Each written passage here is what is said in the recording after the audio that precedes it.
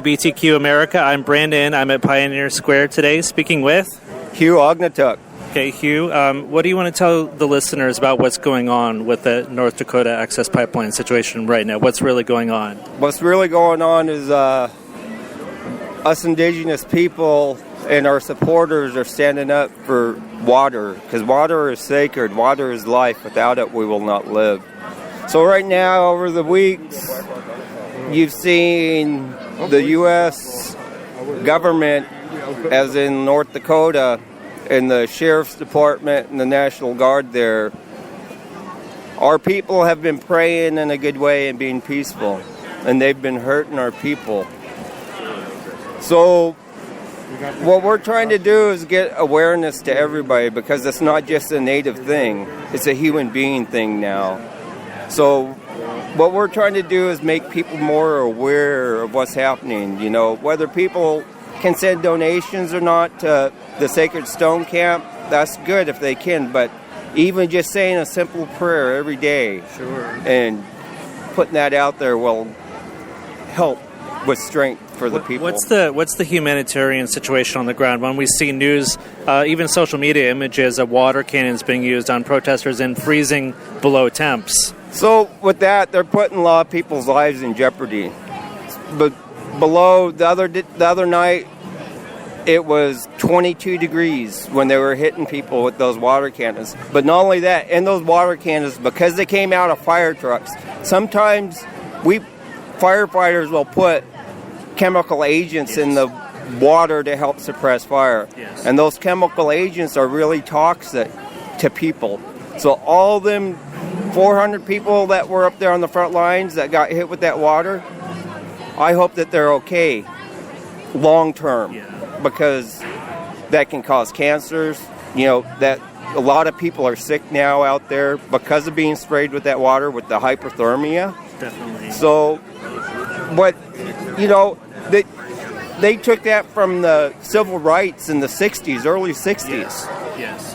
And back then, people said that's wrong. Well, if it was wrong, why are they doing it to Native people today? Yes. Do you have organizations, U.S. organizations that are working with you? I mean, clearly this is on the national spotlight. It's all over the news. We're covering it. Are there organizations, human rights organizations working with you at all? Yes. Biggie. I have my friend Biggie here.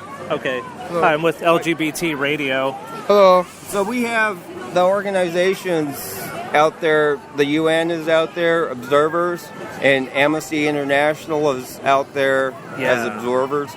But what's happening, you know, nothing's coming of it. They're observing, they're monitoring what's going on out there. The government's not stopping what they're doing to our people. But are they witnessing human rights? Yes. Everything. Okay. Everything that's happening, all the videos, look for the yellow shirts. I'm sure that UN is very well protected, that observer. He sits with the elders, the UN observer. But the Amnesty are sitting right there with us as we walk, or, you know, as we show up to voice our concern and voice our issues with this pipeline. You know, and so they've left, but now they've come back. Yeah. You know, they left for a while, but now they're back and they brought more with them. This issue is going to continue.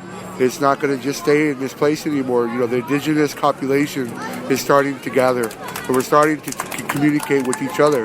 And we don't mind accepting, you know, our allies, our people together. Right. You know, we're no longer, you know, separating by race anymore. This is prophecy time. This is the coming together time. You know, the 4 direction colors, the red, black, white, and yellow. You know, and we're accepting it because it's the way it needs to be in order to survive as a people. You know, and so that's what this pipeline, the medicine from this pipeline has brought to our people, is bringing us together. They have no idea what they're doing. Yeah. You know, they're bringing the people together to oppose things that destroy. You know, they don't have that thinking that, okay, well, these people are going to be hurt, their water's going to be destroyed. They can go off and live in Fiji or Europe or Russia or China or wherever they're from. You know, I don't know where those people come from. I know what they're doing. They don't have to live with those people in Standing Rock or the Cheyenne River or the rest of the Lakota bands over there. You know, it's historic what's happening, you know, and I think it needs to be put out there as much as everything else, you know, because it is important. This is the future of our generations, our kids.